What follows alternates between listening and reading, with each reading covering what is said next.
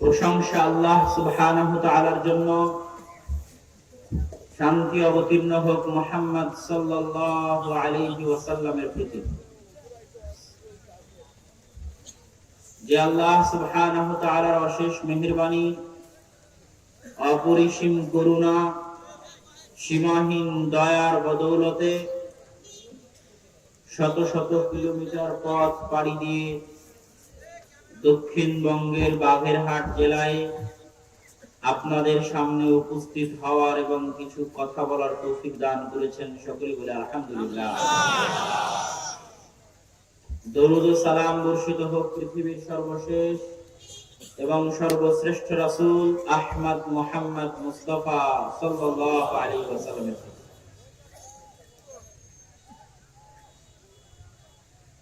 আজকে আপনাদের অত্র অনুষ্ঠানে আমার সংক্ষিপ্ত আলোচনার বিষয়বস্তু রমজানের প্রস্তুতি। তার আগে আপনাদেরকে একটি সুসংবাদ দিয়ে রাখি, আপনাদের শ্রদ্ধেয় উস্তাদ জি শাইখ আব্দুর রাজ্জাক বিন ইউসুফ স্টেজে আসবেন ইনশাআল্লাহ।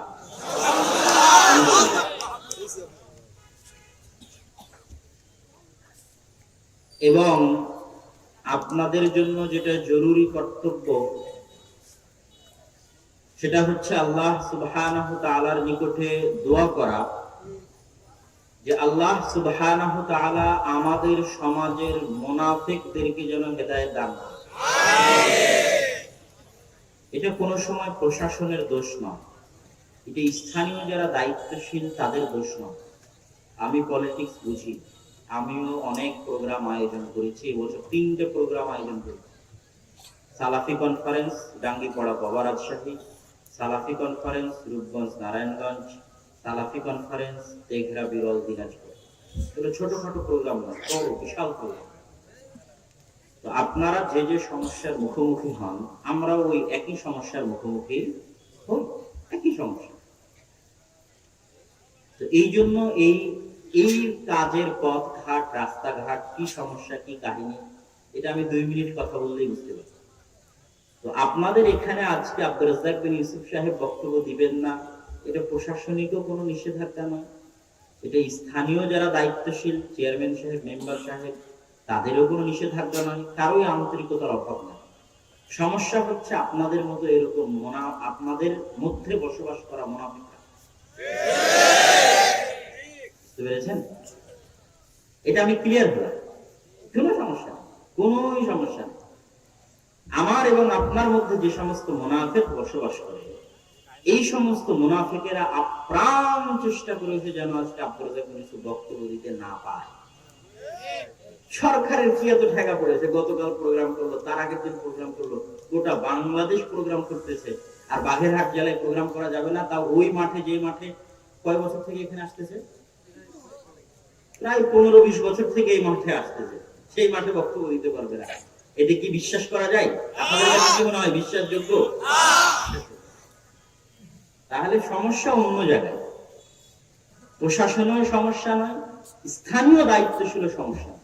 আমার এবং আপনার মতো যারা মুসলমান, শুধু মুসলমান না, আহলে হাদিস, যারা হিংসার কারণে, বিদ্বেষের কারণে শাইখ আব্দুর রাজ্জাক বিন ইউসুফকে অন্তর থেকে মেনে নিতে পারে না। যে উনি যে বক্তব্যের মধ্যে বলেন যে উনি কচুর পাতার পানি, ওনার টাকা পয়সা নাই, ওনার সংগঠন নাই, ওনার দল নাই, তো কিছুই নাই, যে এত বড় মাদ্রাসা কিভাবে করলো? তাহলে আমরা এত কিছু চেষ্টা করার পরও সেরকম করতে পারি না। সে একজন ব্যক্তি হিসেবে দল নাই, সংগঠন নাই, লোকজন নাই, কিছু নাই, নিজেকে কচুর পাতার পানি পরিচয় দেয়। তারপরেও আল্লাহ সুবহানাহু ওয়া তাআলা তার হাত দিয়ে 50 বিঘা জমির উপর পূর্বাচল, ঢাকার মেইন কেন্দ্র, তার আশেপাশে আহলুল হাদিসদের জন্য এত বড় বিশাল সম্পদের ব্যবস্থা করে দিয়েছেন, যেখানে 200 শতক জমির উপর 7 থেকে 10 হাজার মুসল্লি সালাত আদায় করতে পারবে। এরকম বাংলাদেশের বৃহত্তম মসজিদের উদ্বোধন হয়েছে, যেখানে ভবিষ্যতে আন্তর্জাতিক মানের ইসলামী বিশ্ববিদ্যালয় গড়ে উঠবে ইনশাআল্লাহ। তো এগুলো সব কার দয়ায় হয়? আল্লাহ। সেই দিনও দিনাজপুর কনফারেন্সে কি ওনার নাম, শেখ আকরামুজ্জামান বিন আব্দুস সালাম হাফিজাহুল্লাহ, উনিও বললেন যে একদল ছেলে গজল পাঠ করছিল, তার মধ্যে তারা বলছিল যে আব্দুর রাজ্জাক বিন ইউসুফ তার মেধা পরিশ্রম দিয়ে এত কিছু করছে। তখন আকরামুজ্জামান বিন আব্দুস সালাম উঠে বললেন যে আব্দুর রাজ্জাক বিন ইউসুফ তার মেধা পরিশ্রম দিয়ে নয়, বরং তিনি আল্লাহর উপর ভরসা করে চলেন, আল্লাহর দয়ায় এগুলো করতেছেন, আল্লাহর রহমতে এগুলো করতেছেন। সব কার দয়া? আল্লাহ সুবহানাহু ওয়া তাআলা। তো আজকে যে পরিস্থিতির সম্মুখীন, একই পরিস্থিতির সম্মুখীন দিনাজপুরেও হয়েছে। দিনাজপুরেও প্রোগ্রামের অনুমতি পাওয়া যাচ্ছে না, যাবে না, এরকম একটা পরিবেশ। তো এরকম একটা পরিবেশের মধ্যে এরকম স্থানীয় যারা দায়িত্বশীল তাদের সাথে এক প্রকার মুখোমুখি অবস্থানের মতো। তারপরে একটা পর্যায়ে আল্লাহ সুবহানাহু ওয়া তাআলা এমন ভাবে পরিবেশ ঘুরিয়ে দিলেন, পাল্টিয়ে দিলেন যে সরাসরি মন্ত্রী, উনি প্রতিমন্ত্রী, কি বিষয় প্রতিমন্ত্রী আমার এই মুহূর্তে মনে পড়ছে না, তো খালেদ মাহমুদ ওনার নাম, দিনাজপুর আসনের এমপি, বাংলাদেশ সরকারের স্বরাষ্ট্র প্রতিমন্ত্রী হতে পারে। তো খালেদ মাহমুদ সাহেব উনি নিজে বললেন যে আমি আব্দুর রাজ্জাক বিন ইউসুফের সালাফি কনফারেন্সে উপস্থিত হব ইনশাআল্লাহ। তো প্রোগ্রামের অনুমতি হয়ে গেল এবং উনিও আগ্রহের সাথে আসলেন। আর ওনাকে পাশে বসিয়ে রেখে আমি বক্তব্য দিলাম যে বাংলাদেশের মাটিতে জঙ্গিবাদ এবং সন্ত্রাসের বিরুদ্ধে যাদের বক্তব্য সবচেয়ে বলিষ্ঠ কণ্ঠস্বরে আছে তাদের মধ্যে একজন আব্দুর রাজ্জাক বিন ইউসুফ। আর আমাদের এমন কোন কার্যক্রম নাই যে কার্যক্রম গোপন, যা করি সব দিনের আলোর মতো দেখা যায়, পরিষ্কার পরিচ্ছন্ন। আর আমাদের এমন কোন কার্যক্রম নাই, আমরা বিশ্বাসই করি না সরকারের বিরুদ্ধে বিদ্রোহে এবং সরকারের বিরুদ্ধে পরিবেশ নষ্ট করার এই কাজে আমরা বিশ্বাসই করি না, সরকার যেই থাকে। এরকম না যে আজকে একজন সরকার আছে কালকে আরেকজন আসবে আর আমাদের স্ট্যাটাস পরিবর্তন হবে, এরকম। সরকার যেই থাক তার বিরুদ্ধে বিদ্রোহ এবং তার বিরুদ্ধে পরিবেশ নষ্ট করা, এটা আমরা করি না, করব না। আমরা কি করি? আমরা করি নাসিহাত, উপদেশ, আমরা দিই পরামর্শ। এমনকি যখন তাদের নিকটে যাই তখনও নাসিহাত, যখন তাদের কাছে যাই তখনও তাদেরকে পরামর্শ দিই। এবং এরকম দু একটা ঘটনা আমি এক অনুষ্ঠানে, এরকম এক প্রোগ্রামে শুনিয়েছিলাম, যেটা আপনারা অনেকেই ফেসবুক ইউটিউবে দেখে থাকবেন। তো আজকের কথার সারমর্মে চলে আসি, সেটা হচ্ছে আজকে বাগেরহাট রাজপাট স্কুল মাঠে শায়েখ আব্দুর রাজ্জাক বিন ইউসুফের প্রোগ্রাম করতে দিচ্ছে না কারা? বলেন তো, জোরে বলেন কারা? মুনাফিকেরা। কারা? যারা আমাদের সাথে এই সমাজে বসবাস করে। আল্লাহ সুবহানাহু ওয়া তাআলা যেন এই সমস্ত মুনাফিকদেরকে হেদায়েত দান করেন, আমিন। এটা আমি স্পষ্ট ক্লিয়ার বুঝে আসলাম, এক এক 2 ঘন্টার আলাপ আলোচনা কথাবার্তা পরিবেশ, মানুষের ফেসের দিকে তাকালে বোঝা যায়, মানুষের কথার স্টাইল দেখলে বোঝা যায়।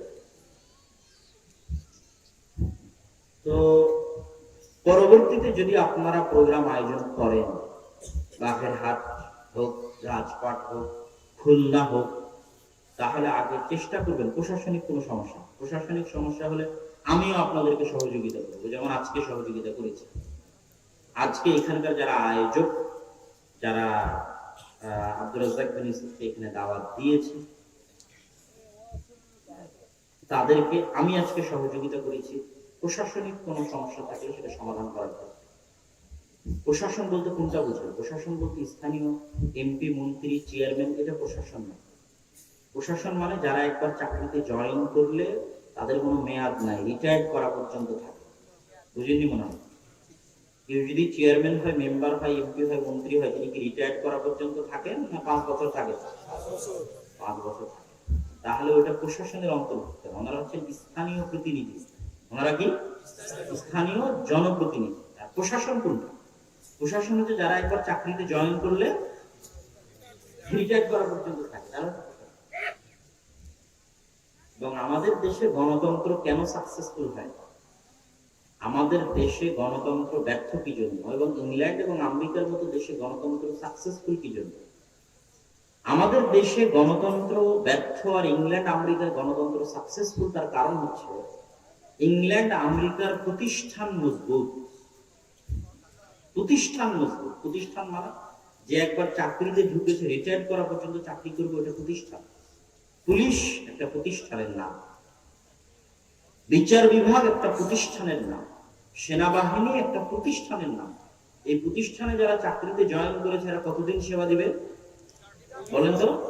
রিটায়ার করা পর্যন্ত সেবা দিবে, এদের কোনো মেয়াদ নাই, 5 বছর 10 বছর বলে কোনো মেয়াদ নেই।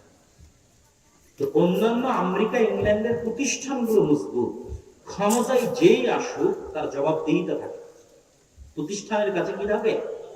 জবাবদিহিতা থাকে। আমাদের ভারত পাকিস্তান বাংলাদেশের কৃষ্টি কালচার হচ্ছে যেখানে প্রতিষ্ঠানের কোনো মূল্য থাকে না, প্রতিষ্ঠানের কাছে কারো জবাবদিহিতা থাকে না। এই জন্য এই দেশে এই ধরনের দেশে গণতন্ত্র সাকসেসফুল হবে না, এই ধরনের দেশে ডিক্টেটরশিপই সাকসেসফুল হবে।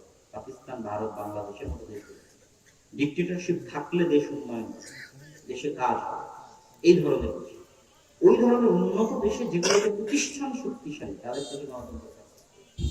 আমি বুঝাতে না পারলে এটা আমার ব্যর্থতা।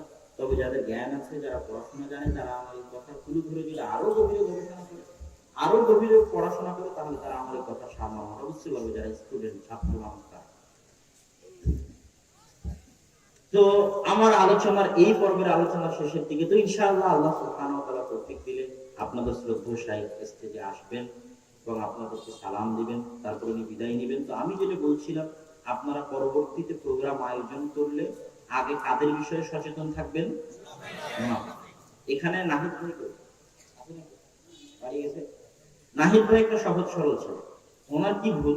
উনি মনে করেছে যে মনে প্রশাসন থেকে ঝামেলা করতেছে, প্রশাসন থেকে ঝামেলা করতেছে, বুঝিনি। তখন আসল জায়গায় কাজ করতে পারে, সহজ সরল মানুষ তো মেইন জায়গায় কোথায় প্রবলেম ওখানে চিকিৎসা করতে হবে। প্রশাসন কোনো প্রবলেম নয়, প্রশাসনকে কেউ বারবার বলাচ্ছে যে না আপনারা আব্দুল রাজ্জাক করতে দিয়েন না, দিয়েন না, দিয়েন না, দিয়েন না, এরকম একটা সিন্ডিকেট মেইনটেইন করেছে, এটা প্রশাসনের কোনো প্রবলেম নেই। তাহলে আপনারা ভবিষ্যতে প্রোগ্রাম আয়োজন করতে চাই, যারা স্টেজে আছেন, যারা প্রোগ্রামের আয়োজক আছেন, বা নাহিদ ভাইয়ের কাছে যদি আমার এই কথা পৌঁছে, তাহলে আগে কোথায় থেকে সমাধান করবেন বলেন তো? মুনাফিকদের থেকে আগে সমাধান করবেন, প্রশাসনে কোনো ঝামেলা। ওই মুনাফিকদের সমাধান করার চেষ্টা করে তারপরে যদি আপনি প্রোগ্রাম করতে যান, গোটা বাংলাদেশে প্রোগ্রাম হচ্ছে, বাগেরহাটের মাটিতেও প্রোগ্রাম হবে ইনশাআল্লাহ। আর তারপরেও যদি দেখেন যে বাগেরহাটের মাটিতে প্রোগ্রাম করা যাচ্ছে না, হচ্ছে না আগামী বছর প্রোগ্রাম, যদি বছর আমি ভুক্তভোগী, আমি নিজে এই বছর আপনাদের এখানে এসে ভুক্তভোগী হয়ে গেলাম, সেহেতু অন্য কারো ক্ষেত্রে আমার কোনো ওয়াদা না থাকলেও আপনাদের ক্ষেত্রে আমার ওয়াদা থাকলেও যে আপনাদের এখানে যদি প্রোগ্রাম এরকম মনে হয় যে হচ্ছে না, তাহলে আমাকে 1 সপ্তাহ আগে ডেকে নিয়ে আসবেন, আমি আপনাদেরকে সাথে করে নিয়ে বাগেরহাটের মাটিতে প্রোগ্রাম বাস্তবায়ন করবো ইনশাআল্লাহ, যদি আল্লাহ সুবহানাহু ওয়া তাআলা তৌফিক দেন এবং আল্লাহ সুবহানাহু ওয়া তাআলা সাহায্য করেন। আল্লাহ সাহায্য না করলে তো সম্ভব নয়। কিন্তু আপনাদের যে ম্যানেজমেন্ট, আপনাদের যারা আয়োজক, তারা আসল জায়গায় হাত দিতে পারে। তো ওই রকম দক্ষ দায়িত্বশীল যদি চলে আসে আপনাদের মধ্যে থেকে, আমাকে লাগবে না। সে কোথায় চিকিৎসা করবে বলেন তো? মুনাফিকদের চিকিৎসা করবে, যে মুনাফিকরা প্রোগ্রামটা ধ্বংস করার চেষ্টা করে। এটা আহলে হাদিস এলাকা না? গ্রামকে গ্রাম আহলে হাদিস না? কথা বুঝতে পারেননি? আপনারা চেষ্টা করলে মুনাফিকদের চিকিৎসা করা সম্ভব না? সম্ভব নয়। আমরা কি প্রশাসনের বিরুদ্ধে যাচ্ছি? না, প্রশাসনের তো কোনো সমস্যা নেই। আমরা কাদের বিরুদ্ধে জিহাদ করতেছি? ওই মুনাফিকদের বিরুদ্ধে। আপনারা সবাই মিলে যদি চেষ্টা করেন, মুনাফিক হারিয়ে যাবে, খুঁজে পাওয়া যাবে। কিন্তু ওই রকম চৌকস নেতা লাগবে যে এই জায়গায় আগে আঘাত দিতে পারবে, যে এইবার প্রোগ্রাম আয়োজন করবো, আগে মুনাফিক ঠিক করে প্রোগ্রাম আয়োজন করবো। কেউ যেন আমাদের মধ্যে থেকে অভিযোগ না দিতে পারে, কে অভিযোগ দিচ্ছে আগে ওকে খুঁজে বের করতে এবং তার সাথে কথা বলতে, সাক্ষাৎ করতে, কি জন্য অভিযোগ। এইরকম পূর্ব প্রস্তুতি নিয়ে যদি আঘাত প্রোগ্রাম করতে পারে, আর যদি খালি প্রশাসনমুখী দৌড়ান, প্রশাসনে কোনো ঝামেলা নাই। আপনাদের ক্লিয়ার বলে দিলাম যে প্রশাসনে কোনো ঝামেলা বিভাগত আছে নাই, স্থানীয় প্রতিনিধিদের কোনো ঝামেলা আছে নাই। আমাদের মধ্যে মুনাফিকের ঝামেলা আছে, ওদেরকে সমাধান করে প্রোগ্রাম আয়োজন করা যাবে। যদি আপনাদের মধ্যে এরকম দায়িত্বশীল তৈরি না হয়, তো অন্তত আমার পক্ষ থেকে ওয়াদা থাকলো, বাগেরহাটে আগামী বছর যদি প্রোগ্রাম আয়োজন এরকম ঝামেলা হয়, তাহলে আমাকে একটু আগেই ডেকে পাঠাবেন, আমি আসতে পারি, আমার প্রতিনিধি পাঠাই। 1 সপ্তাহ আগে থেকে এসব চেষ্টা করব যেন আপনাদের প্রোগ্রামটা সুন্দরভাবে, ভালোভাবে বাস্তবায়ন করে দিয়ে যেতে পারি।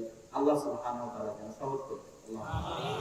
আমি না এসেও যেন আপনাদের প্রোগ্রাম এবং আমাদের সহযোগিতা ছাড়াতেই আপনারা স্থানীয়ভাবে মুনাফিকদেরকে খুঁজে বের করে তাদেরকে সমাধান করে তাদেরকে কন্ট্রোল করে নিয়ন্ত্রণ করে বা তাদের বাধাকে উপেক্ষা করে প্রোগ্রাম করতে পারেন। আল্লাহ যেন আপনাদের এই তৌফিক দেয়। আল্লাহ। রমজান, রমজান শব্দের শাব্দিক অর্থ হচ্ছে আগুনে পুড়িয়ে ছারখার করে দেওয়া। কি করা? আগুনে পুড়িয়ে ছারখার করে দেওয়া। এই মাসে গুনাহ পুড়ে ছারখার করে, এটা হচ্ছে গুনাহ পুড়ানোর মাস। রমজানের ফজিলত কত হতে পারে? রমজানের ফজিলত তখন বুঝতে পারবেন যখন আল্লাহর প্রস্তুতি বুঝতে পারবেন। যেমন আজকে এখানে প্রোগ্রাম হচ্ছে, প্রস্তুতি আছে না নাই? লাইট দেখলে, রাস্তাঘাট সাজানো দেখলে, স্টল দেখলে, প্যান্ডেল দেখলে বোঝা যাচ্ছে এখানে প্রোগ্রাম হচ্ছে। এর চেয়ে বড় ইভেন্ট যদি হয়, প্রধানমন্ত্রী যদি আসে, তো আরো দূর থেকে বোঝা যাবে, লাইট, আলোকসজ্জা, বাতি, রাস্তাঘাট একাকার, বোঝা যাবে যে কে আসতেছে? প্রধানমন্ত্রী আসতেছে। তো এখন কে আসতেছে আমাদের সামনে? রমজান মাস আসতেছে। কে আসতেছে? রমজান মাস। তো রমজান মাস আসতেছে, তো রমজান মাসের সৃষ্টিকর্তা কি প্রস্তুতি নিচ্ছে? কি প্রস্তুতি নিচ্ছে রমজান মাসের সৃষ্টিকর্তা? ইযা দাখালা রমাদান ফুতিহাত আবওয়াবুস সামা। কোন মাস আসছে? রমজান মাস আসছে। কোন মাস আসতেছে? রমজান মাস আসতেছে। আসমানের দরজা খুলে দাও। আল্লাহু আকবার। কার প্রস্তুতি? আল্লাহ। ফুতিহাত আবওয়াবুল জান্নাহ। কোন মাস আসতেছে? রমজান মাস আসতেছে। রমজান, জান্নাতের সব দরজা খুলে দাও। কার আদেশ? আল্লাহ। কোন মাস আসতেছে? রমজান মাস আসতেছে। গুলকাত আবওয়াবুন নার। জাহান্নামের সব দরজা বন্ধ করে দাও। রমজান মাস আসতেছে। আল্লাহু আকবার। ওয়াসুলসিলাতিশ শায়াতিন। কোন মাস আসতেছে? রমজান মাস আসতেছে। আরে রমজান মাস আসতেছে, সব শয়তানকে শৃঙ্খলাবদ্ধ করো। অর্ডার আল্লাহ। আল্লাহু আকবার। কোন মাসের সম্মানে? কোন মাসের সম্মানে? রমজান মাসের এত সম্মান কি জন্য? এক মাসের আশাতে আল্লাহ আসমানের দরজা খুলে দিচ্ছেন, জান্নাতের দরজা খুলে দিচ্ছেন, জাহান্নামের দরজা বন্ধ করে দিচ্ছেন, শয়তানকে শৃঙ্খলাবদ্ধ করছেন। এত প্রস্তুতি কি জন্য? শাহরু রমাদান আল্লাযী উনজিলা ফীহিল কুরআন। রমজান ওই মাস যেই মাসে কি অবতীর্ণ হয়েছে? কোরআন। তো আল্লাহ পবিত্র কোরআনে রমজানের ফজিলত বর্ণনা করবে, যে রমজানের ফজিলত। তো রমজানের ফজিলত বর্ণনা করতে গিয়ে বলছে, তোমরা কি জানো রমজান কোন মাস? রমজান ওই মাস, শাহরু রমাদান আল্লাযী উনজিলা ফীহিল কুরআন। তোমরা কি জানো রমজান কোন মাস? রমজান ওই মাস যেই মাসে পৃথিবীর সর্বশ্রেষ্ঠ গ্রন্থ কোরআন অবতীর্ণ হয়েছে। আল্লাহ।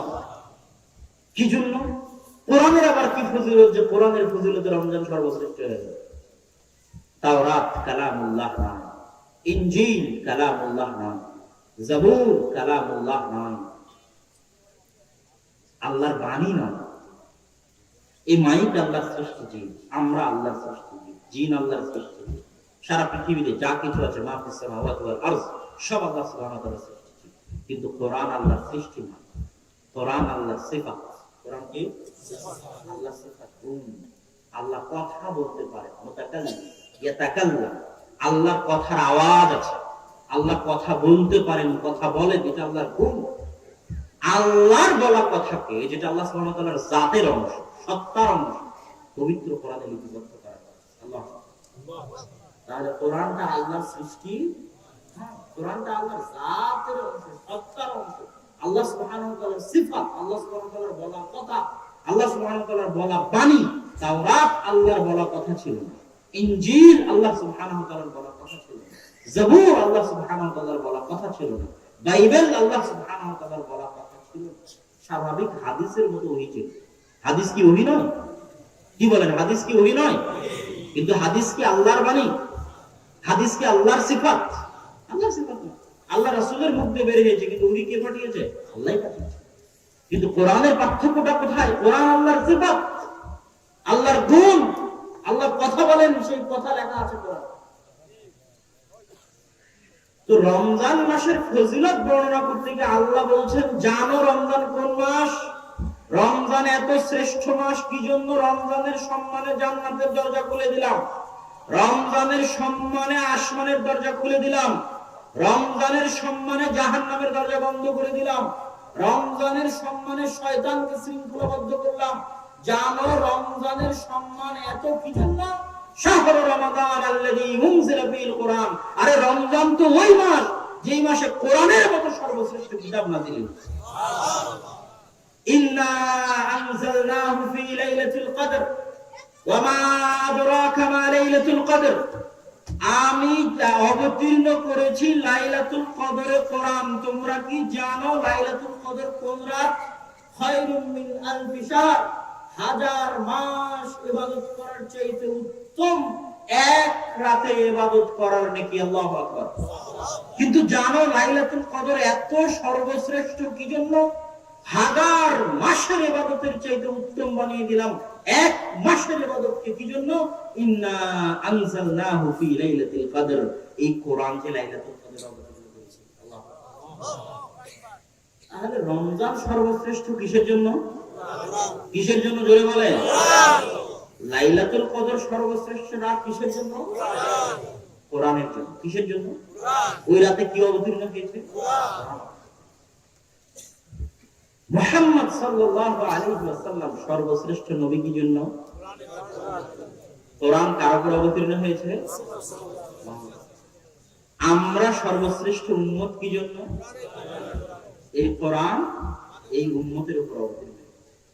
তাহলে রমজানের শ্রেষ্ঠত্ব কোরআনের বরকত, লাইলাতুল কদরের শ্রেষ্ঠত্ব কোরআনের বরকত, মুহাম্মদ সাল্লাল্লাহু আলাইহি ওয়াসাল্লামের শ্রেষ্ঠত্ব কোরআনের বরকত, উম্মতে মুহাম্মাদের শ্রেষ্ঠত্ব কোরআনের বরকত। গোটা রমজান মাস পার হয়ে গেল, একদিনও কোরআন পড়ল না। কিসের ফজিলত? কিসের? যেই মাস সর্বশ্রেষ্ঠ হয়েছে কার বরকতে? কিসের? পবিত্র কোরআন অবতীর্ণ হয়েছে। কোরআনের বরকতে বরকত মণ্ডিত হয়ে ওই মাস কি হয়েছে? জোরে বলেন, সর্বশ্রেষ্ঠ। ওই মাসে একদিনও কোরআন খুলে দেখলো না। তাহলে রমজানে পালন করা না পালন করা সমান। রমজানের কি প্রস্তুতি নিবেন? রমজানে জন্ম হয়েছে কোরআনে, কোরআন পড়তে হবে বাধ্যতামূলক। রমজান এটাই প্রস্তুতি। রমজান কোরআন বিহীন রমজানের হক আদায় হতে পারে না। কোরআন বিহীন রমজানের হক আদায় হতে পারে না।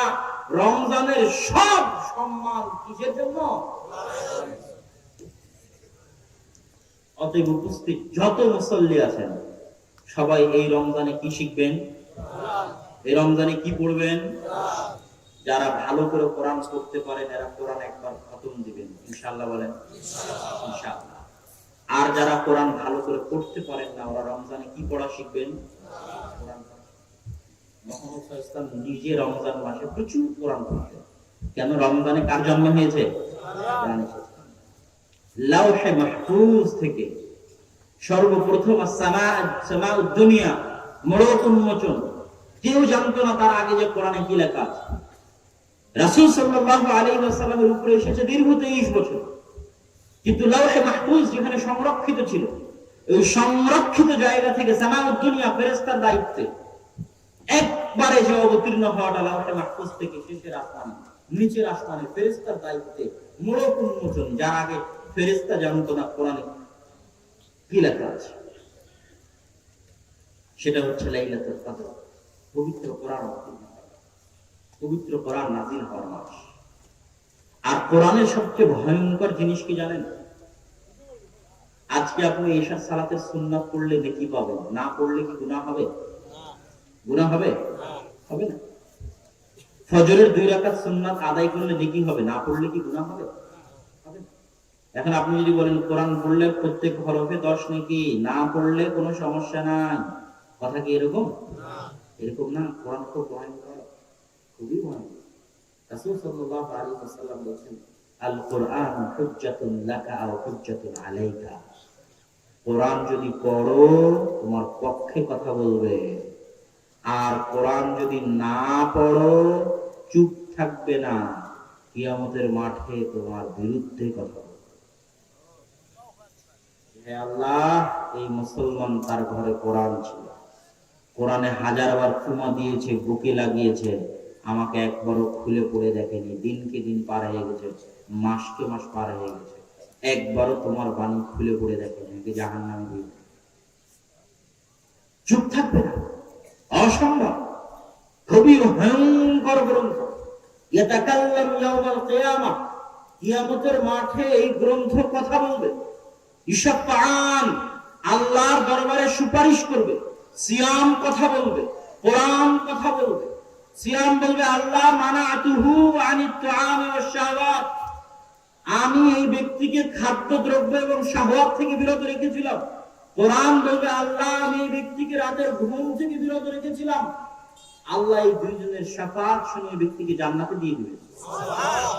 আর যদি কোরআন না পড়ে তাহলে কোরআনের বিপক্ষে কথা বলবে, চুপ থাকে। খুব ভয় করে। আপনার বাড়িতে যদি কোরআন থাকে আর আপনি যদি কোরআনের কথা শুনে থাকেন তাহলে বিপদে পড়েছে। যার উপর দয়া যত বেশি তার পরীক্ষা। আপনাকে সর্বশ্রেষ্ঠ গ্রন্থ দিয়ে আপনাকে সর্বোত্তম উম্মত বানানো হয়েছে, কিন্তু সর্বশ্রেষ্ঠ গ্রন্থ যদি মূল্যায়ন না করেন তো আপনার বিপদ তত বেশি। আপনাকে আল্লাহ সুবহানাহু ওয়া তাআলা ভালোবাসে, তাই আপনাদের উপর কোরআন দিয়েছে, উম্মতে মুহাম্মাদের জন্য কোরআন দিয়েছে। এটা আল্লাহর দয়া, নেয়ামত। যদি এত বড় নিয়ামত পেয়েছেন, মূল্যায়ন করলেন না, বিপদ তত বেশি। ওমর রাদিয়াল্লাহু তাআলা আনহু বাইতুল মুকাদ্দাস বিজয়ের জন্য যাচ্ছেন। কোন বাইতুল মুকাদ্দাস? যেই বাইতুল মুকাদ্দাসের দাবিদার ইহুদি, যেই বাইতুল মুকাদ্দাসের দাবিদার খ্রিস্টান, যেই বাইতুল মুকাদ্দাসের দাবিদার মুসলমান। পৃথিবীতে এত বড় কনফ্লিক্ট ওয়ালা জায়গা যে একটা জায়গার পবিত্রতার দাবিদার পৃথিবীর তিনটা বৃহৎ ধর্মের মানুষ হবে, এরকম আর দ্বিতীয় কোনো জায়গা নাই বাইতুল মুকাদ্দাস ছাড়া। তো ওই বাইতুল মুকাদ্দাস, যেই বাইতুল মুকাদ্দাস ইসহাক আলাইহিস সালাতু ওয়াস সালামের ভূমি, যেই বাইতুল মুকাদ্দাস ইব্রাহিম আলাইহিস সালাতু ওয়াস সালামের ভূমি, ফিলিস্তিনের মাটি, যেই বাইতুল মুকাদ্দাস ইয়াকুব আলাইহিস সালাতু ওয়াস সালামের ভূমি। ইয়াকুব আলাইহিস সালামের পরে ইউসুফ আলাইহিস সালাম যখন মিশরে চলে আসলেন, তখন পুরো বংশ ফিলিস্তিন ছেড়ে দিয়ে মিশরে চলে আসলেন। এবার 300-400 বছর পর মুসা আলাইহিস সালাম পালিয়ে যাচ্ছেন। উনি যাচ্ছেন বাইতুল মুকাদ্দাস দখল করতে, বিজয় করতে। মিশর ছেড়ে, আদি ভূমি, পিতৃভূমি, বাপ দাদার ভূমি। মুসা আলাইহিস সালামের বাপ দাদা হচ্ছে ইউসুফ, ইয়াকুব, ইসহাক, ইব্রাহিম। ওই যে ইউসুফ আলাইহিস সালাম সবাইকে নিয়ে মিশরে চলে গেছে। তার 300-400 বছর পর মুসা আলাইহিস সালাম আসতেছে। তো মুসা আলাইহিস সালাম মিশর থেকে পালিয়ে যাচ্ছেন। উনি আসলে বাইতুল মুকাদ্দাস, পিতৃভূমি, মাতৃভূমি, বাপ দাদার ভূমিতে যাচ্ছেন। ইলাল আরদিল মুকাদ্দাসা। মুসা আলাইহিস সালাম এত ভালোবাসতেন ফিলিস্তিনকে, বাইতুল মুকাদ্দাসকে, যে যখন আল্লাহ মুসা আলাইহিস সালামকে আদেশ দিলেন, যাও বাইতুল মুকাদ্দাসে আমালেকা গোত্ররা আছে, এই আরজুল মুকাদ্দাসে পবিত্র ভূমি আল্লাহ তোমার এবং তোমার বনি ইসরাইলের জন্য রেখে দিয়েছে। শক্তিশালী আমালেকা গোত্র আছে, ওদের সাথে জিহাদ করে দখল করতে হবে। মুসা আলাইহিস সালাম বলল, উম্মত, তোমাদের উপর আল্লাহ আদেশ দিয়েছে বাইতুল মুকাদ্দাস জিহাদ করে উদ্ধার করতে।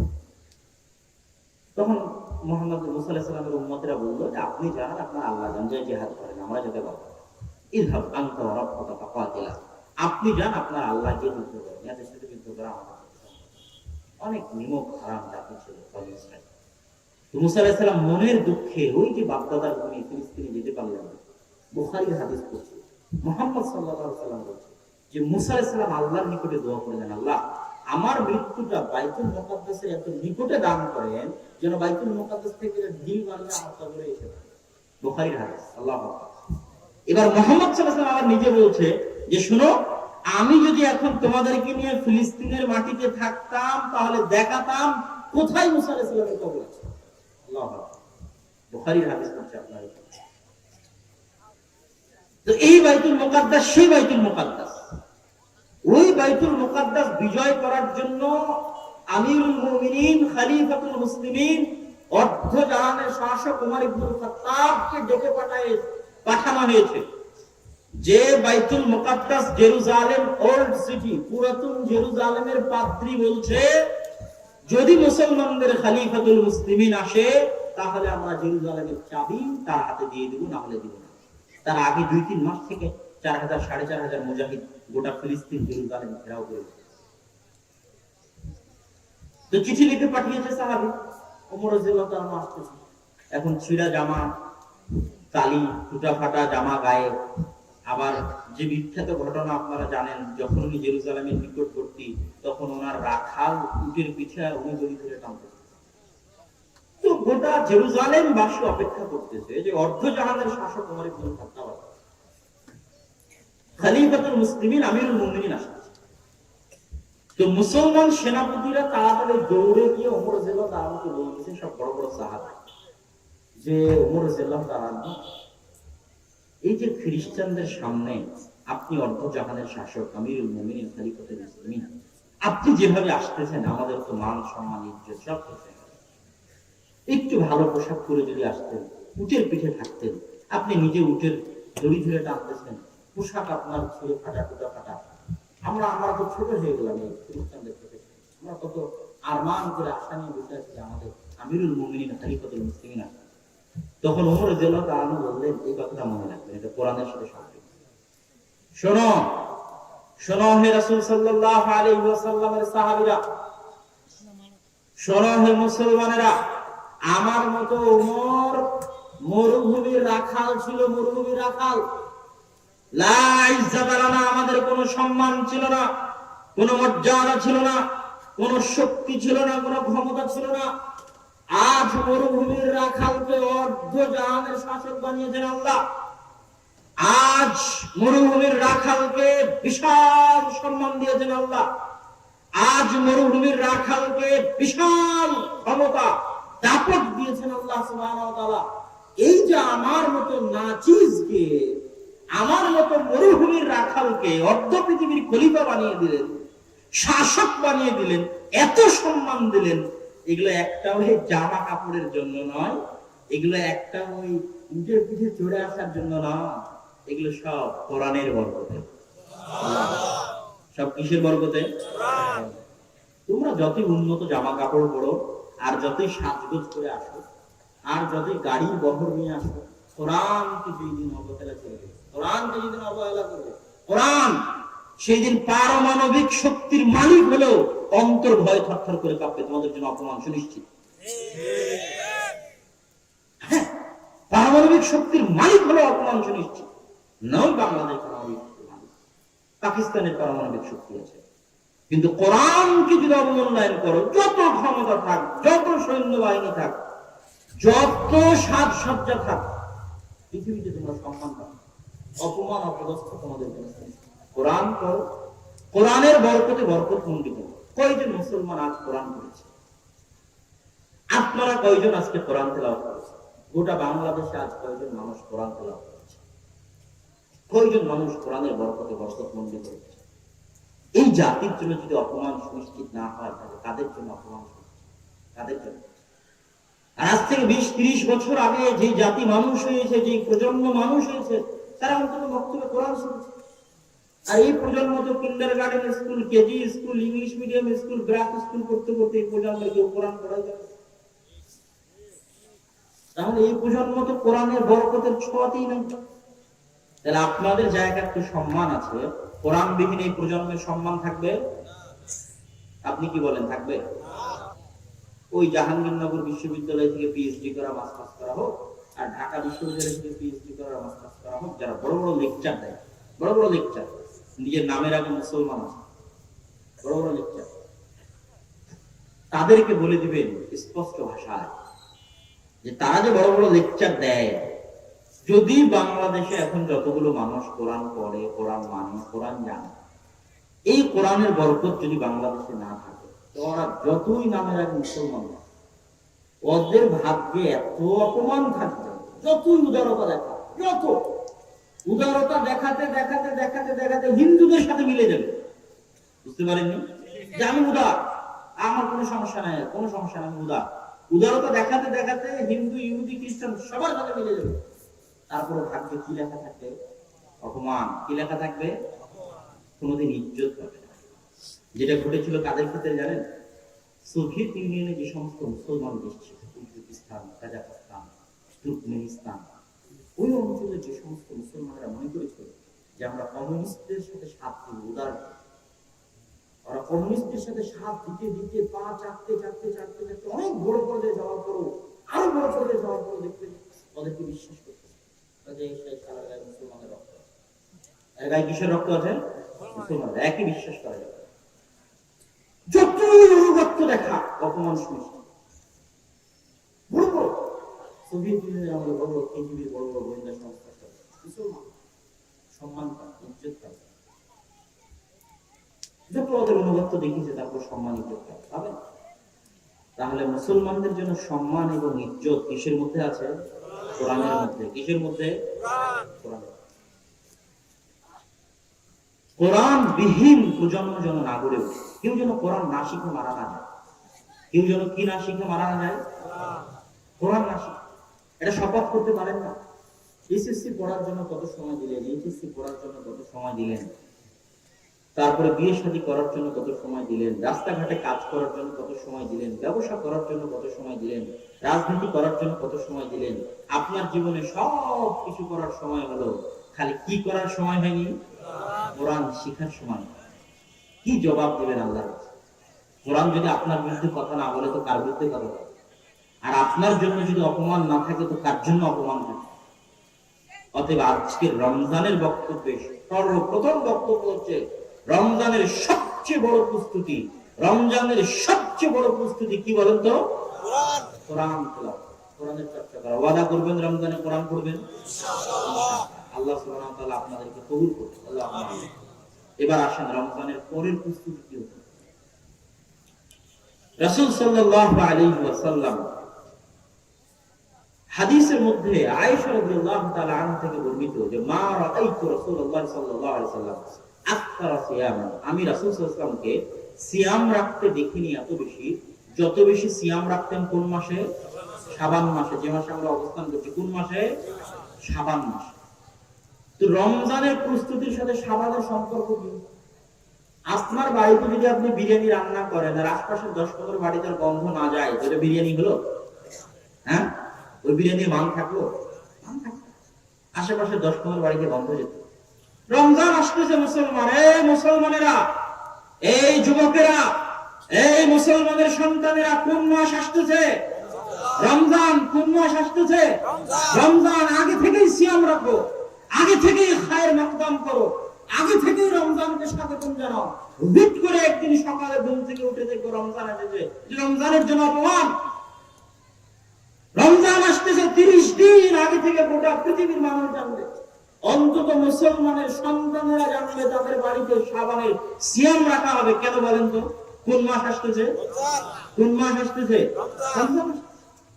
আর আপনি শাবান মাসে সিয়াম রেখে দেখেন, রমজানের আসল ইমানি স্বাদ, আসল ইমানি মজা তারাই পায় যারা রমজানের প্রস্তুতিতে শাবান মাসে সিয়াম।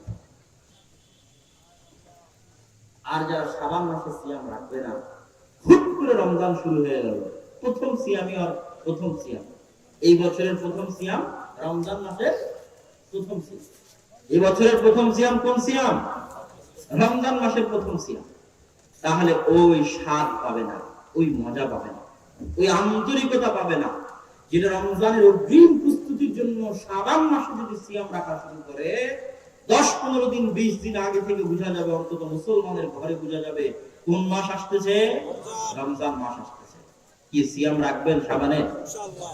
হ্যাঁ, না শুধু ইনশাআল্লাহ মুখেই সিয়াম রাখতে রেখে দেন। রমজান মাস উদযাপন করে মজা পাবেন। শাবান মাসে সিয়াম রাখেন, রমজানের প্রস্তুতিতে শাবানের সিয়াম রাখেন, রমজানকে স্বাগতম জানাতে গিয়ে শাবান মাসে সিয়াম রাখেন। মহান রহমতের মাস, মহান বরকতের মাস, মহান ক্ষমার মাস। মান সামা রমাদান ঈমানান ওয়া ইহতিসাবান গুফিরা লাহু মা তাকাদ্দামা মিন যামবিহি। যে ব্যক্তি রমজান মাসে ঈমানের সাথে নেকির আশায় সিয়াম পালন করলো, তার অতীতের সকল গুনাহ ক্ষমা হয়ে গেল। মান কামা রমাদান ঈমানান ওয়া ইহতিসাবান গুফিরা লাহু মা তাকাদ্দামা মিন যামবিহি। যে ব্যক্তি রমজান মাসে তারাবি সালাত আদায় করলো, তার অতীতের সকল গুনাহ ক্ষমা হয়ে গেল। সুবহানাল্লাহ। মান কামা লাইলাতাল কদরি ঈমানান ওয়া ইহতিসাবান গুফিরা লাহু মা তাকাদ্দামা মিন যামবিহি। যে ব্যক্তি লাইলাতুল কদরের রাত জাগ্রত করলো ঈমানের সাথে নেকির আশায়, তার অতীতের সব গুনাহ ক্ষমা হয়ে গেল। আল্লাহু আকবার। মাস একটা, গুনাহ ক্ষমা হওয়ার উপায় কয়টা? কয়টা? তিনটা। রমজান মাসে সিয়াম রাখেন, গুনাহ মাফ। তারাবির সালাত আদায় করেন, গুনাহ মাফ। লাইলাতুল কদরের রাত জাগেন, গুনাহ মাফ। কিন্তু রমজানের প্রস্তুতির জন্য 3 নাম্বার কথা এই হাদিসের সাথে সূক্ষ্মভাবে সম্পৃক্ত। এই হাদিসে বলা আছে রমজানের সিয়াম হতে হবে কিসের সাথে? ঈমানের সাথে। কিসের সাথে হতে হবে? ঈমানের সাথে। তো আমি আপনাকে প্রশ্ন করি, আমাদের মধ্যে কি ঈমান নাই? আমরা কি মুসলমান নই? কথা বলেন, উত্তর দেন। আমরা কি মুসলমান নই? আমরা কি আল্লাহর উপর বিশ্বাস রাখি না, ঈমান রাখি না? রাখি। তো আমরা মুমিন দেখি তো আল্লাহ বলছে ইয়া আইয়ুহাল্লাযীনা আমানু কুতিবা আলাইকুমুস সিয়াম, ও হে ঈমানদারগণ, তোমাদের উপর সিয়ামকে ফরজ করা হয়েছে। আমরা মুমিন দেখে, ঈমানদার দেখেই তো ফরজ। তো আমাদের ভিতরে তো ঈমান আছেই, তারপর আল্লাহ রাসূল কেন বলছে রমজান মাসের সিয়াম রাখলো ঈমান সহ, রমজান মাসে তারাবির সালাত আদায় করলো ঈমান সহ, রমজান মাসে লাইলাতুল কদরের রাত জাগলো ঈমান সহ। আরে মুমিন আছি দেখেই তো রমজানের রোজা ফরজ, আবার ঈমান সহ মানে কি? এটা হচ্ছে রমজান মাসের আপনাদের জন্য তৃতীয় প্রস্তুতি, তৃতীয় শিক্ষা। কি উত্তর? রাসূল সাল্লাল্লাহু আলাইহি ওয়াসাল্লাম বলেছেন লা ইয়াসনি যানি হিনা ইয়াসনি ওয়া হুয়া মুমিন ওয়া লা ইয়াসরিকু সারিক ওয়া হুয়া হিনা ইয়াসরিকু ওয়া হুয়া মুমিন। যখন কোন জেনাকারী জেনা করে তখন সে আর মুমিন থাকে না। ওই যে সময়টাতে জেনা করতেছে ওই সময় কি থাকে না? ওই সময়টা ঈমান উপরে উঠে যায়। যখন কোন চোর চুরি করে, যেই সময়টাতে চুরি করতেছে ওই রানিং চুরি করার সময়টাতে ওর মধ্যে কি থাকে না? ঈমান থাকে না। এই জায়গায় হলো ঈমান। আপনি রমজান মাসের সিয়াম রাখলেন কিন্তু দাড়ি কাটতেছেন, রমজান মাসের সিয়াম রাখলেন কিন্তু মিথ্যা কথা বলতেছেন, রমজান মাসের সিয়াম রাখলেন গান শুনতেছেন, সিনেমা দেখতেছেন, তাহলে আপনার মধ্যে ঈমান আছে? আপনি কি ঈমান সহ রমজানের সিয়াম পালন করতেছেন? না। দেখেন, এই জন্য রাসূল সাল্লাল্লাহু আলাইহি ওয়াসাল্লাম বলেছেন আল্লাহ ইয়াদা কাওলা যুর ওয়াল আমাল বিহি ফালাইসা লিল্লাহি হাজাতুন ইয়াদা তাআমাহু ওয়া শারাবা। যে ব্যক্তি রমজান মাসে সিয়াম রাখার পরেও খারাপ কথা, খারাপ কাজ পরিত্যাগ করতে পারলো না, তার না খেয়ে থাকার, পিপাসার্ত, ক্ষুধার্ত থাকার শরীরের সমপরিমাণ প্রয়োজন আল্লাহর নাই। রমজান মাসে সিয়াম দেওয়াই হয়েছে তো গুনাহ থেকে বাঁচার প্রশিক্ষণ দিতে। কিভাবে গুনাহ থেকে বাঁচার প্রশিক্ষণ দিতে? যে গোটা অন্তর কন্ট্রোল করার ক্ষমতা আছে শয়তানের। ইয়াজরি মাজরাদ দাম, রক্ত কণিকায় চলতে পারে কে? শয়তান। রক্ত কণিকায় কে চলতে পারে? শয়তান। তো এখন শয়তানের কন্ট্রোলে আপনার অন্তর, শয়তানের কন্ট্রোলে আপনার অন্তর হওয়ার কারণে আপনি গুনাহের কাজ করেন শয়তানের ওয়াসওয়াসায়, নেকির কাজ করতে পারেন না শয়তানের ওয়াসওয়াসায়। এখন ভালো হতে হলে তো আগে শয়তানের খপ্পর থেকে বাঁচতে হবে। বুঝাতে পারিনি মনে হয়। আপনি বলছেন আমার ফজরে ঘুম ভাঙ্গে না। কেন ঘুম ভাঙ্গে না? ঘুমানোর সময় আপনি শয়তানের গোলাম হয়ে ঘুমান। এই জন্য পুরো বডি শয়তানের কন্ট্রোলে থাকে। তখন ও আপনাকে সকালে উঠতে দিবে কিভাবে? পুরো বডি তো কন্ট্রোল করে নিয়েছে। তো আপনি যদি ফজরে ঘুম থেকে উঠতে চান তাহলে ঘুমানোর আগেই শরীর থেকে শয়তান তাড়িয়ে ঘুমাতে হবে। বুঝাতে পারিনি মনে হয়? শরীর থেকে শয়তান তাড়িয়ে ঘুমাতে হবে। উযু করে ঘুমান, আয়াতুল কুরসি করে ঘুমান, নাস ফালাক ইখলাস করে ঘুমান, 2 রাকাত সালাত আদায় করে ঘুমান, গোটা শরীরে ফু দিয়ে ঘুমান। তাহলে এগুলো করে আপনি কি তাড়িয়ে ঘুমালেন? শয়তান শরীর থেকে তাড়িয়ে ঘুমালেন। আর আপনি ঘুমাচ্ছেন মোবাইল চালাতে চালাতে চালাতে। তাহলে গোটা শরীর কার কন্ট্রোলে আছে? কার কন্ট্রোলে আছে? তো এখন ফজরে উঠতে পারবে? আগে শয়তানের জীবনে উঠতে দেবে। তাহলে আপনাকে ভালো হওয়ার জন্য তো অন্তত শয়তানের খপ্পর থেকে বাঁচাতে হবে, নাকি? হ্যাঁ, বাঁচাতে হবে না? তো রমজান মাস এসেছে আপনাকে শয়তানের খপ্পর থেকে বাঁচাতে। কিভাবে বাঁচাবে? যখন না খেয়ে থাকবেন রক্ত কণিকা ছোট হয়ে আসে। মানুষ যখন না খেয়ে থাকে রক্ত কণিকা গুলো সংকুচিত হয়, শয়তান ঢুকতে পারে না শরীরের মধ্যে। এমনিতেই তো শয়তান শৃঙ্খলাবদ্ধ, তারপরও 11 মাসে শয়তান গোটা শরীরের উপর যে রাজত্ব চালিয়েছে, গোটা শরীরকে যেভাবে নিজের বশে করে রেখেছে, ওই বশে করে রাখাটা কন্ট্রোল হয়, কমে যায় যখন ও না খেয়ে থাকে আর রক্তকণিকাগুলো সংকুচিত হয়ে আসে। আর এবার চ্যালেঞ্জ হিসেবে প্রশিক্ষণ নিচ্ছে যে না, এই একটা মাস আমি গুনাহ করব না, 1 মাস দাড়ি কাটবো না। চ্যালেঞ্জ, দিস ইজ দ্য প্রশিক্ষণ, প্র্যাকটিস। 1 মাস আমি 5 ওয়াক্ত সালাত আদায় করব, 1 মাসের জন্যই করব। আমি বলছি না ওকে যে গোটা মাসই এখন শুরু করব। This is the practice session. Ramzan মাসে গুনাহ করা যাবে না। গুনাহ করলে রমজানের কোনো মূল্য নাই, গুনাহ করলে সিয়ামের কোনো মূল্য নাই, গুনাহ করলে শয়তানের খপ্পর থেকে আর বাঁচতে পারলেন না। এই একটা মাস আল্লাহ আপনাকে সুযোগ দিয়েছে শয়তানের খপ্পর থেকে বাঁচার জন্য। Take it challenge. হে যুবকেরা, হে যুব সমাজেরা, মা এবং বোনেরা, তরুণ তরুণীরা, রমজান মাসকে চ্যালেঞ্জ হিসেবে না, একটা প্রশিক্ষণ সেশন হিসেবে। রমজান মাসে যেমন না খেয়ে থাকবো, তেমন কি করবো না? গুনাহ করবো না। কয় মাস? মাত্র কয় মাস? দাড়ি কাটবো না কয় মাস? টাকনুর নিচে প্যান্ট পরবো না কয় মাস? 1 মাস। গান শুনবো না, ছবি দেখবো না, মুভি দেখবো না কয় মাস? 1 মাস। এই 1 মাসের প্রস্তুতি নিয়ে রমজান শুরু করো। এটা প্র্যাকটিস সেশন। 1 মাস যদি সফলভাবে পার করতে পারো, তো তোমার শরীর অনেকটাই শয়তানের কন্ট্রোল থেকে বেরিয়ে আসবে।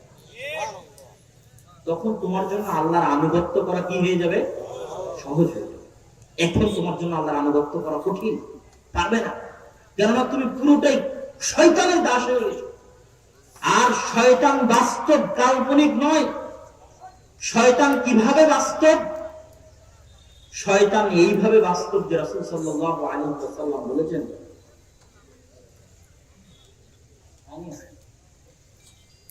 মা মিন মাউলুদিন, যখন কোন আদম সন্তান জন্মগ্রহণ করে তখন ইয়ামাসসুহু শাইতান, শয়তান আদম সন্তানকে টাচ করে। এই ইয়ামাসসুহু টাচ করা, এটা রূপক নয়, হাকিকাত, বাস্তব অর্থে টাচ করে। কি অর্থে টাচ করে? বাস্তব অর্থে টাচ করে, জন্ম হওয়ার পরে। ইল্লা মারিয়াম ওয়া ইবনু, তবে মারিয়াম আর মারিয়ামের ছেলে ঈসাকে শয়তানে টাচ করেনি। আর প্রত্যেক আদম সন্তান জন্ম হওয়ার পরে শয়তানে টাচ করেছে। হাত্তা ইস্তাহিল্লা সারিফা, শয়তানের টাচে আদম সন্তান চিৎকার করে উঠেছে, কাঁদে উঠেছে। তাহলে দুনিয়াতে আসার আগেই ওর গায়ে কে হাত দিয়েছে? হাততেই। দুনিয়াতে আসতে না আসতে আমার আপনার গায়ে কে হাত দিয়েছে? আমার আপনার সবচেয়ে ভয়ঙ্কর শত্রু শয়তান বাবা, ভয়ঙ্কর শত্রু। গোটা কোরআনে বলেনি যে ইসরায়েল, আমেরিকা আর ইহুদি এরা আপনার শত্রু, ওদের সাথে কবে যুদ্ধ হবে কে জানে। কিন্তু 24 ঘন্টা যে আপনাকে জাহান্নামে নিয়ে যাচ্ছে আপনার সাথে আছে। কার সাথে আছে? মা মিন মাউলুদিন, এমন কোন আদম সন্তান নেই, ইল্লা ওয়ালাহু কারিনান, প্রত্যেক আদম সন্তানের সাথে 2 জন বন্ধু আছে। আমার সাথে 2 জন আছে, এনার সাথে 2 জন আছে, আপনাদের সবার সাথে 2 জন করে আছে। কারিনুম মিনাশ শাইতান, একটা শয়তান বন্ধু, ওয়া কারিনুম মিনাল মালায়েকা, একটা ফেরেশতা বন্ধু। শয়তানকে যদি বিশ্বাস না করেন বাবা, শয়তানকে যদি তোমরা বিশ্বাস না করো যুবকেরা, ভালো পথে আসতে পারবে। আগে শয়তানকে বিশ্বাস করো। কেন? তুমি তো মনে করছো গান আমি শুনছি আমাকে মজা লাগছে। আরে পাগল, গান তোমার কানে ভালো লাগাচ্ছে কে? শয়তান। এটা তো তোমাকে আগে বুঝতে হবে। তুমি যদি মনে করো আমার ভালো লাগার জন্য শুনছি, তো কোনোদিন হেদায়েত পাবে না, কোনোদিন হেদায়েত পাবে না। গান শুনো, কিন্তু কি মনে করে শুনো? ভালো লাগাচ্ছে কে? যুইয়িনা লাহুম, শয়তান সুন্দর করে পেশ করে। প্রত্যেক গুনাহের কাজকে কে সুন্দর করে পেশ করে? শয়তানে সুন্দর করে পেশ করে। ইবনুল কাইয়্যিম রাহিমাহুল্লাহ বলেছেন, প্রত্যেক যে কানের কাছে, প্রত্যেক যে কানে শয়তান বসে আছে, ওই শয়তান বসে থাকা অবস্থায় আমাকে আপনাকে শয়তানে ভালো লাগায় গান শুনতে। তো যেই কানে শয়তান দীর্ঘদিন বসে থেকে গানের আওয়াজ শুনতে ভালো লাগিয়েছে, ওই কানের কাছে যখন মরার সময় কালেমা পড়া হয়, ওই কান তখন কালেমাকে ঘৃণা করে। খুব ভয়ঙ্কর। এটি ইবনুল কাইয়্যিম রাহিমাহুল্লাহ, খুবই ভয়ঙ্কর। বলছে যেই কান মুতাআউবিদ, অভ্যস্ত হয়ে গেছে কোন কিসের আওয়াজ শুনতে? কিসের আওয়াজ? ওই কানের কাছে যখন মরার সময় যদি কালেমা পড়া হয়, তো কালেমার আওয়াজ তো আর ঘৃণা লাগে, অপছন্দ লাগে, পড়ার ভাগ্য হয় না কালেমা। তো মরার আগে গান করতে তো কি বলছিলাম যুবক? শয়তান বাস্তব, শয়তান কাল্পনিক চরিত্র নয়। দিস ইজ দ্য রিয়াল, এটা একটা বাস্তব চরিত্র। যদি তোমরা গেম খেলো, তাহলে ওখানে যদি ভিলেন না থাকে তো যুদ্ধ করে কি লাভ? রেজাল্ট দিয়ে কি লাভ? মানুষকে সৃষ্টি করে যদি মানুষকে পথভ্রষ্ট করার কেউ না থাকে, জান্নাত জাহান্নাম থেকে কি লাভ? মানুষকে সৃষ্টি করার পরে আল্লাহ ভিলেন দিয়ে দিয়েছে, পথভ্রষ্ট করার শক্তি দিয়ে দিয়েছে মানুষকে। তখন শয়তান শপথ করে বলছে, ওয়ালা উদিল্লান্নাহুম ওয়ালা উমান্নিয়ান্নাহুম ওয়ালা আমুরান্নাহুম, আমি শয়তান শপথ করে বলছি আদম সন্তানকে পথভ্রষ্ট করবই করব। আদম সন্তানের সামনে থেকে সিরাতে মুস্তাকিমে যেতে বাধা দিব, আদম সন্তানের বাম থেকে সিরাতে মুস্তাকিমে যেতে বাধা দিব, আদম সন্তানের ডান থেকে সিরাতে মুস্তাকিমে যেতে বাধা দিব, আদম সন্তানের পিছন থেকে সিরাতে মুস্তাকিমে যেতে বাধা দিব। ওকে সিরাতে মুস্তাকিমে চলতেই দিব না, এটা আমি শয়তান, আমার ওয়াদা। আর এই ওয়াদার পিছনে শয়তান রাত দিন পরিশ্রম করতেছে। আর মহাসমুদ্রে ইবলিস তার আসন নিয়ে বসে আছে এবং গোটা পৃথিবী সব গুনাহের কাজ পর্যবেক্ষণ করতেছে। এবং আমাদের দেশে ইবলিস, আপনারা তো হাদিসটা জানেন যে ইবলিস কোন গুনাহে সবচেয়ে খুশি হয় বলেন তো? স্বামী স্ত্রীর মধ্যে তালাক ঘটিয়ে দিতে পারলে ইবলিস সবচেয়ে খুশি, লাফতেও তোলাপুরি করে শয়তানেরা যখন রিপোর্ট পেশ করে, আজকে ওকে জেনা করিয়েছে, আজকে ওকে চুরি করিয়েছে, আজকে ওকে গালি দিয়েছি, কিন্তু যখন একজনের বলে আজকে স্বামী স্ত্রীর মধ্যে তালাক করে দিচ্ছে, লাফতেও। এই জন্য শয়তানের সবচেয়ে বড় এজেন্ডা হচ্ছে পরিবার ধ্বংস করা। শয়তানের সবচেয়ে বড় এজেন্ডা কি? জোরে বলেন, শয়তানের সবচেয়ে বড় এজেন্ডা কি? আজকে যত নারীবাদী আছে এদের সবাই শয়তানের গোলাম। এদের সাথে শয়তানের কথা বলতে এই বিষয়ে পড়াও নেই, বুঝতে পারেন? যত ইহুদি এনজিও আছে, যত খ্রিস্টান এনজিও আছে, সবাই মাঠে নেমেছে মুসলমানদের পরিবার ধ্বংস করতে। মা এবং বোনদেরকে ঘর থেকে বের করো, বেপরদা বানিয়ে দাও, পরিবার দাও। আচ্ছা, মা এবং বোন যদি নষ্ট হয়ে যায়, পরিবার ঠিক থাকবে? পরিবারের সবচেয়ে বড় দামি এলিমেন্ট কি? মা এবং বোন। মা বোন ঠিক তো পুরুষ এমনি ঠিক, সব পুরুষ ঠিক, অটোমেটিক। কি জন্য? কোন পুরুষ ভাই মায়ের সন্তান না হয় স্ত্রীর সন্তান, তো বাড়িতে তবে যেতেই হয়। পুরুষ হয় স্ত্রীর কাছে কাবু, না হয় মায়ের কাছে কাবু। গোটা পৃথিবীর মা জাতি বোন জাতি ঠিক, তো পুরুষ জাতি অটোমেটিক ঠিক, অটোমেটিক। এই জন্য মায়েরা হচ্ছে পরিবারের সবচেয়ে দামি এলিমেন্ট। আর শয়তানের সবচেয়ে বড় এজেন্ডা হচ্ছে মুসলমানদের পরিবার ধ্বংস করে দাও। গোটা দুনিয়াকে বেহায়া করে দিলাম, মুসলমানদের মেয়েদেরকে বেহায়া করা যায় না কেন? এদের পরিবার ধ্বংস হয় না কেন? এদের মধ্যে তালাকের সম্পর্ক তালাক বাড়ে না কেন? এদের মধ্যে ডিভোর্স বাড়ে না কেন? এদের মধ্যে জেনার সম্পর্ক বেশি হয় না কেন? এত বেশি পরিমাণে জেনা ছড়িয়ে দাও, এত বেশি পরিমাণে পরকীয়া ছড়িয়ে দাও, যেন তাহলে ডিভোর্সের পর ডিভোর্স, ডিভোর্সের পর ডিভোর্স, আর প্রত্যেকদিন 100 বার করে ইবলিস লাফ দিয়ে উঠবে কোলাকুলি। বুঝেননি? এটা কাল্পনিক নয়, এটা বাস্তব। এবং এই সমস্ত নারীবাদীদের সাথে শয়তানের মিটিং হতো, এই সমস্ত ইহুদিদের সাথে শয়তানের কথা হতো। শয়তান আদেশ দিয়ে এদেরকে গোলাম বানিয়ে রাখে। অতএব যুবকেরা, শয়তান খুব ভয়। আমার এবং তোমার সবচেয়ে বড় শত্রু শয়তান। কোরআনের পৃষ্ঠা খুলে শয়তান থাকে, ইন্নাশ শাইতানা লাকুম আদুউউন মুবিন। এক পৃষ্ঠা উল্টালে শয়তান, কিছু না উল্টালে তো কি বাবা? আউযু বিল্লাহি মিনাশ শাইতানির রাজীম। কোরআন পড়লে কি করতে হয়? বিতাড়িত শয়তান থেকে পরিত্রাণ চাই। শয়তান যদি নাই থাকবে, তো যতবার কোরআন পড়বো ততবার শয়তান থেকে কি চাই? পরিত্রাণ চাই। মানে শয়তান এত ভয়ঙ্কর, এত পাওয়ারফুল, এত ভয়ঙ্কর, এত পাওয়ারফুল যে যতবার কোরআন পড়বো ততবার আগে শয়তান থেকে পরিত্রাণ চাই। ও সবচেয়ে বড়, সবচেয়ে ভয়ঙ্কর শয়তান থেকে। শয়তান থেকে যদি বাঁচতে চাও, হাদিসের পৃষ্ঠা পুরো সব শয়তান দেওয়া। ওজিদা দাখালা আহাদুকুম ফি বাইতি, যখন তোমাদের কেউ বাড়িতে ঢুকে ও যদি সালাম না দেয়, শয়তান বলবে, এই সেনাবাহিনী সঙ্গী সাথী আসো, এই বাড়ি তোমাদের থাকার জায়গা, খাওয়ার জায়গা। এটা কাল্পনিক না বাস্তব? বলেন তো। বাস্তব, এটা রিয়ালিটি। আসলে শয়তান বলে আসলে বাড়িতে আড্ডা। নাহলে প্রত্যেক হাদিসে খালি শয়তান কেন? ইবাদত মানে শয়তান। এখন খাওয়ার সময় তোমরা বিসমিল্লাহ বলো, বিসমিল্লাহ না বলে খালি এখন মানুষ শয়তান, শয়তান খাও। এই তোমরা ডান হাতে খাও, বাম হাতে খাও, বাম হাতে খেলে শয়তান। এই তোমরা বাড়ি থেকে বের হয়ে বিসমিল্লাহ আল্লাহ বলো, তাহলে শয়তান থেকে নিরাপদ। তোমরা বাথরুমে গেলে এই দোয়া পড়ো, তাহলে শয়তান থেকে নিরাপদ। তো গোটা ইসলামটাই এসেছে আপনাকে কি থেকে বাঁচাতে? আপনি এখন শয়তানই বিশ্বাস করেন না, তো বাঁচবেন কি? অতএব আগে কিসে বিশ্বাস করতে হবে? শয়তান আছে এটাতে বিশ্বাস করতে হবে, এবং শয়তানের ভয়ঙ্করতা থেকে এবং শয়তানের ভয়াবহতা থেকে আমাদেরকে রক্ষা পেতে হবে।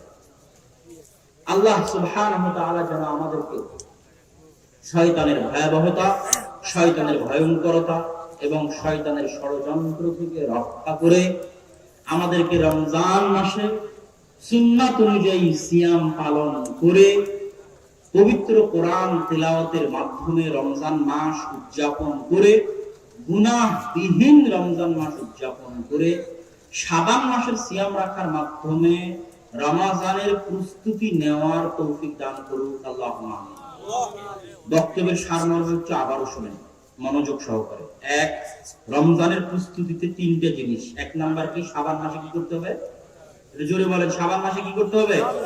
সিয়াম রাখতে হবে। রমজানের প্রস্তুতিতে দ্বিতীয় জিনিস, গুনাহ করা যাবে না একটা মাস। যুবকেরা, তরুণীরা, একটা মাস। কয় মাস? মোবাইল বন্ধ করে দাও, কথা বলিও না, মেসেজ দিও না, এক মাস। This is the trading system, take it challenge. এটি রমজানের প্রস্তুতি। তিন নাম্বার, গোটা রমজানে যদি কোরআন না পড়ো তো রমজান থাকলো? রমজানের সম্মান কি থেকে আসছে? রমজানের সম্মান কি থেকে আসছে? রমজান সর্বশ্রেষ্ঠ, কোরআন অবতীর্ণ হয়েছে তাই। লাইলাতুল কদর সর্বশ্রেষ্ঠ, কোরআন অবতীর্ণ হয়েছে তাই। মুহাম্মদ সাল্লাল্লাহু আলাইহি ওয়াসাল্লাম সর্বশ্রেষ্ঠ, কোরআন তার উপর আসছে তাই। উম্মতে মুহাম্মাদী সর্বশ্রেষ্ঠ, কোরআন তার উপর আসছে তাই। রমজান সর্বশ্রেষ্ঠ মাস, কোরআন অবতীর্ণ হয়েছে তাই। লাইলাতুল কদর সর্বশ্রেষ্ঠ, কোরআন অবতীর্ণ হয়েছে তাই। কোরআনই পড়লো না সারা রমজান মাসে, তাহলে রমজান আর কি? তাহলে তিন নাম্বার হচ্ছে কোরআন অবশ্যই রমজান মাসে পড়তে হবে। আর সর্বশেষ যেটা বললাম যে চার নাম্বার কি? রমজান মাস আপনাকে শয়তানের খপ্পর থেকে বাঁচানোর একটা চান্স দিবে। যখন না খেয়ে থাকে মানুষ, তখন রক্তকণিকা কি হয়? সংকুচিত হয়। ইবনুল কাইয়িম বলছেন, না খেয়ে থাকলে রক্তকণিকা সংকুচিত হয়। আল্লাহ রাসূল বলেছেন, ইয়াজরি মাজরাদ দাম, শয়তান রক্তকণিকায় প্রবেশ করতে পারে। যখন মানুষ না খেয়ে থাকে, রক্তকণিকা সংকুচিত হওয়ার কারণে শয়তান ওই মধ্যে প্রবেশ করতে পারে না। আর যে 11 মাস শয়তানের প্রভাব ছিল, এটা না খেয়ে থাকার কারণে কমতে থাকে। আর যত বেশি পরিমাণে আমরা খাবো, তত বেশি শয়তান ইয়াজরি মাজরাদ দাম, তত বেশি প্রশস্ত থাকে, তত বেশি শয়তান ঢুকতে পারে। আর তখন আমাদের শরীরের উপর শয়তানের কন্ট্রোল ক্ষমতা পাবে, তখন আমরা সবাই শয়তানের গোলাম হয়ে যাই। তো চার নাম্বার কি? আল্লাহ যেন আমাদেরকে কার গোলামি থেকে রক্ষা করে? শয়তানের গোলামি থেকে রক্ষা করে। আর যাওয়ার সময় কিছুই না নিয়ে যেতে পারলে মাসিকালের কেসাম নিয়ে যাবেন। দেখেন, এরকম প্রোগ্রাম আজ হলো, কাল বন্ধ হয়ে যেতে পারে, পারে না? পারে না। কিন্তু আপনার সাথে আমার যোগাযোগের মাধ্যম কি? মাসিকাল এতে সাপোর্টে কি বাধা দিতে পারছে? করতে পারছে না। এটা আপনার আন্তরিক। তাহলে আপনাদেরকে এটা চ্যালেঞ্জ হিসেবে নিতে হবে যে তোমরা আব্দুর রাজ্জাক ইউনূসের প্রোগ্রাম করতে দিবা না, আব্দুর রাজ্জাক ইউনূসের পত্রিকাতে গোটা বাঘের হাট পরিপূর্ণ করে দেব ইনশাআল্লাহ। বলেন ইনশাআল্লাহ। তোমরা আব্দুর রাজ্জাক ইউনূসের প্রোগ্রাম করতে দিবা না, আব্দুর রাজ্জাক ইউনূসের বই দিয়ে গোটা বাঘের হাটের সব ঘর পরিপূর্ণ করে দেব ইনশাআল্লাহ। বলেন ইনশাআল্লাহ। এটা চ্যালেঞ্জ, এটা চ্যালেঞ্জ হিসেবে নাও যুবক। প্রোগ্রাম বন্ধ হয়েছে তো কি হয়েছে? এই রাস্তা তো খোলা আছে না? নাই? আচ্ছা, এটা প্রতি মাসে আমরা বের করছি, পরিশ্রম করি। সুতরাং তাদের আসল প্রতিবাদ হচ্ছে এটা ছড়াও। কই নাই ভাই? কই নাই ভাই আছেন? সবচেয়ে বড় জিহাদ কি বলেন তো প্রোগ্রাম বন্ধের প্রতিবাদে? কয়টা মাসিকালে কেসামের আপনি গ্রাহক? 60টার গ্রাহক। আপনাকে এরকম 1000টার গ্রাহক বানাতে হবে গোটা বাগেরা। এটাই সবচেয়ে বড় শক্ত জবাব। কি বলেন? তাই তাদের জন্য সবচেয়ে বড় শক্ত জবাব। মাসিকালে কেসাম নিয়ে মাঠে নেমে যান, বই পুস্তক নিয়ে মাঠে নেমে যান, দেখি কত বাধা দেয়। আল্লাহ সুবহানাহু ওয়া তাআলা যেন আমাদের জ্ঞানে, আমাদের লেখায় এবং আমাদের বক্তব্যে বরকত দান করেন, এবং যারা বাধা দিচ্ছে তাদেরকে যেন আল্লাহ হেদায়েত দান করেন। আল্লাহুম্মা। আর আমি আবারও সারমর্ম বলছি, দোষ প্রশাসনের? প্রশাসনের দোষ না, প্রশাসনের দোষ না। স্থানীয় প্রতিনিধির দোষ? স্থানীয় প্রতিনিধির দোষ কাদের? আমার এবং আপনার মধ্যে বসবাসরত মুনাফিক। আল্লাহ তাদেরকে। আসসালামু আলাইকুম ওয়া রাহমাতুল্লাহি ওয়া বারাকাতুহু।